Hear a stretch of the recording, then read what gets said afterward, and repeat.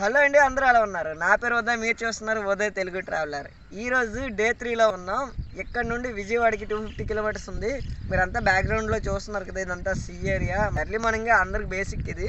ప్రకృతి అయితే పిలిచింది. వాతావరణం ఆహ్లాదించి కొన్ని వదిలేసాను. సో ప్రకృతి కూడా నాకు ఒకటి ఇచ్చింది, అది వేప చెట్టు పుల్ల.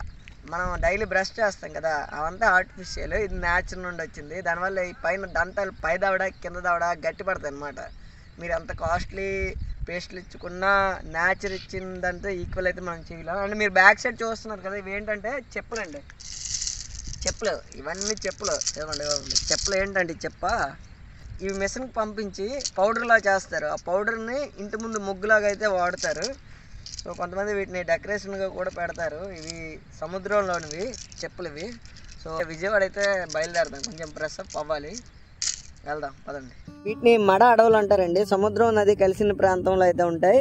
సో నేను already Coringa wild life sanctuary అయితే వెళ్ళాను, మీకు అక్కడ క్లియర్గా చూపించాను. అక్కడ గోదావరి నది అలానే సముద్రం కలిసిన ప్రాంతం. అక్కడ ఉన్న అతను యూట్యూబర్, వాళ్ళ ఇంటి దగ్గర నైట్ స్టే చేశాను.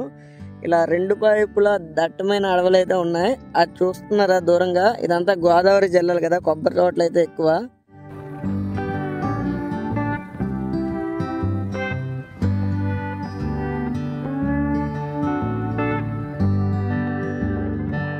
గోదావరి జిల్లాలో కూల్ డ్రింక్ అయితే తీసుకున్నానండి. న్యాచురల్ కూల్ డ్రింక్ తాతగారి దగ్గర 25 రూపీస్ అంట. సో గోదావరి వస్తే కొబ్బరి బొండం తాగాల్సిందే.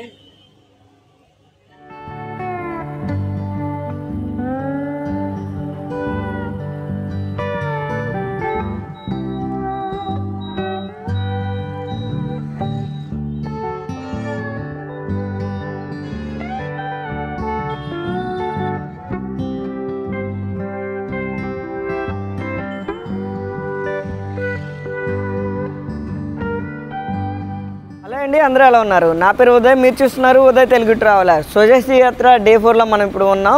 విజయవాడ నుండి మంగళగిరి వెళ్తున్నామండి. 18 కిలోమీటర్స్ డిస్టెన్స్ అయితే ఉంది. ప్రముఖ అష్టక్షేత్రాల్లో వైష్ణవ దేవాలయాల్లో ఇది ఒకటని మనం చెప్పుకోవచ్చు.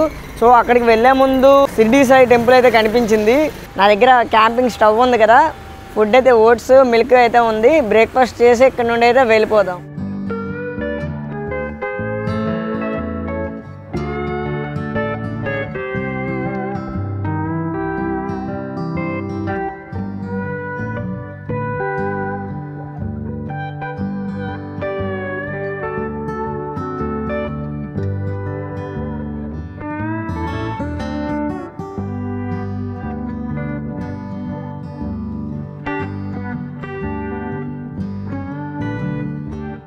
వచ్చేదారిలో ఈ షిరిడి సాయిబాబా టెంపుల్ అయితే ఉంది. సో లోపలికి ఒకసారి విజిట్ చేద్దాం, చూద్దాం అని లోపలికి వచ్చాను. ఇంతలో నాకు ఆకలి వేస్తుంది. అది నా దగ్గర అయితే ఓట్స్ అయితే ఉన్నాయి. కొంచెం మిల్క్ ప్యాకెట్ అయితే తీసుకున్నాను. తీసుకొని మిల్క్లో ఓట్స్ కలుపుకుంటే కొంచెం ఎనర్జీ వస్తుంది కదా. ఇంకా బ్రేక్ఫాస్ట్ ఇదే ఈరోజుకి. ప్రిపేర్ చేస్తున్నాను ఫుడ్.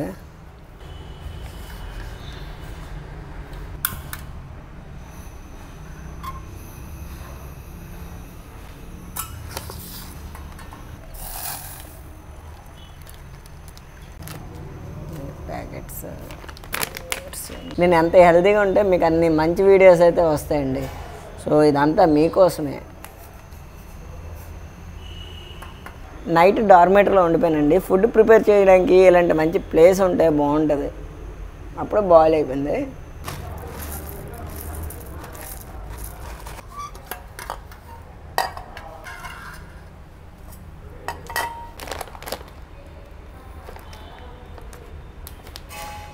మీ ఇంట్లో కూడా ఇలాగే క్లిప్పులు పెట్టుకుంటారు కదా.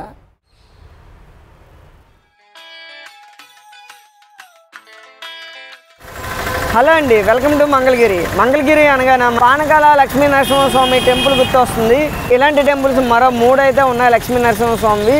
ఒకటి గంధాల స్వామి టెంపుల్, ఇంకోటి పానకాల లక్ష్మీ నరసింహస్వామి. బ్యాక్ సైడ్లో చూస్తుంది లక్ష్మీ నరసింహస్వామి టెంపుల్. ఇది చాలా పురాతనమైన దేవాలయం అండి, మీకు చూపిస్తాను. వీడియో అయితే స్కిప్ చేయకండి. ఇలాంటివి మనం అయితే ఎంతైనా తెలుసుకోవాల్సి ఉంటుంది.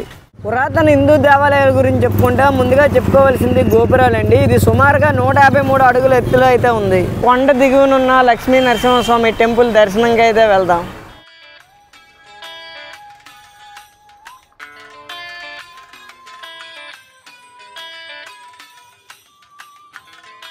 టెంపుల్ లోపలికి వచ్చినప్పుడు అతి పెద్ద రాజగోపురాన్ని చూసాం కదా, దాన్ని నిర్మించింది బ్యాక్ సైడ్ లో ఉన్న వ్యక్తేనండి. అతని పేరు రాజా వాసిరెడ్డి వెంకటాద్రి నాయుడు. 1807, 1809 సమయంలో ఈ రాజగోపురాన్ని నిర్మించినట్టుగా చరిత్ర చెప్తుంది.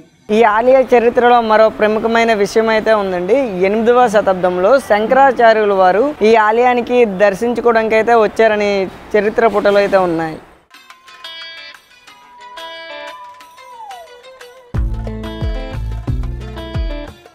ఈ ఆలయ పురాణం మనం చూసుకుంటే ద్వాపర యుగంలో పాండవులు అయితే అరణ్యవాసం చేశారు, మనందరికీ తెలిసిందే. అయితే ఈ కొండ మీద ఉన్న పానకాల లక్ష్మీ నరసింహస్వామిని వాళ్ళు అరణ్యవాసం చేసే టైంలో దర్శించుకొని అక్కడి నుండి ఇక్కడికి వచ్చి శాలిగ్రామ్ నేపాల్లో కాళీ గంధకి రివర్ అని వీడియోస్ అయితే చేశాను, మీరు చూసి ఉండరు.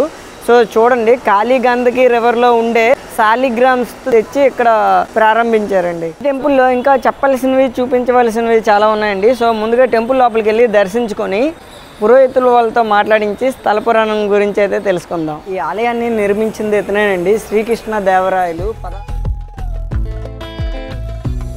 ఉగ్రం వీరం మహావిష్ణుం జ్వలంతం సర్వతోముఖం నృసింహం భీషణం భద్రం మృత్యుం నమామ్యహం.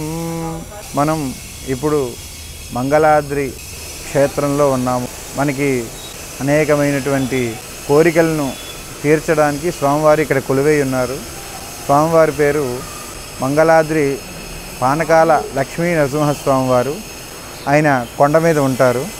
నమూచి అనే రాక్షసుణ్ణి స్వామివారు సంహరించి ఆ లోపల కొలువై ఉన్నారు స్వామివారు. అక్కడ ఆయన కోపాన్ని శాంతింపజేయడానికి కృతయుగంలో అమృతం పోసేవారు దేవతలు, త్రేతాయుగంలో ఆవు నెయ్యి పోసేవారు, ద్వాపర యుగంలో ఆవు పాలు పోసేవారు. ఇది కలియుగం కాబట్టి బెల్లం పానకం పోస్తున్నారన్నమాట. స్వామివారు మనం పోసిన బెల్లం పానకాన్ని సగం ఆయన ఆరగించి సగం మనకి ప్రసాదం కింద ఇస్తూ ఉంటారు. కింద లక్ష్మీ నరసింహస్వామి వారు. ఈయన ద్వాపర యుగంలో స్వామివారిని పాండవులలో ధర్మరాజు ప్రతిష్ఠించేశారు. ఎగువ సన్నిధి, దిగువ సన్నిధి, ఈ రెండు సన్నిధుల్ని దర్శించుకున్న వాళ్ళు చాలా స్వామివారికి ప్రీతి పాత్రలు అవుతారు. ఇంకా పైన కొండ మీద గండాల రాయుడు స్వామివారు ఉంటారు. మనం నూనె తీసుకెళ్ళి అక్కడ పెద్ద మూకుడు ఉంటుంది, దాంట్లో నూనె పోయాలి. మనకి అనేకమైనటువంటి గండాలు, ఆపదలు ఇలాంటివన్నీ తొలగాలంటే గండాల రాయుడి దగ్గరికి వెళ్ళి నూనె పోయాలి. అప్పుడు మనకి ఉన్న గండాలు, ఆపదలు, దుఃఖాలు ఇవన్నీ తొలగుతాయి. ఈ లక్ష్మీ నరసింహస్వామి. మీరు ఈ శిలాశాసనాలు చూసినట్లయితే సంస్కృతంలో ఉన్నాయి, అలానే ద్రవిడియన్ భాషలో అయితే రాసినట్లుగా తెలుస్తుంది.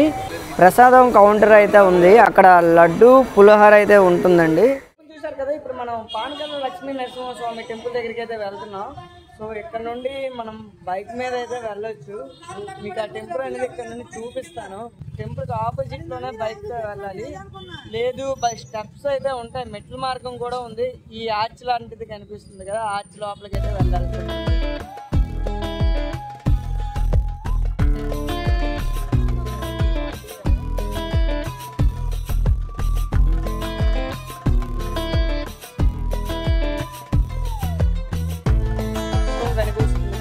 మనం అక్కడ నుండే వచ్చాం, లక్ష్మీ నరసింహస్వామి టెంపుల్ అది.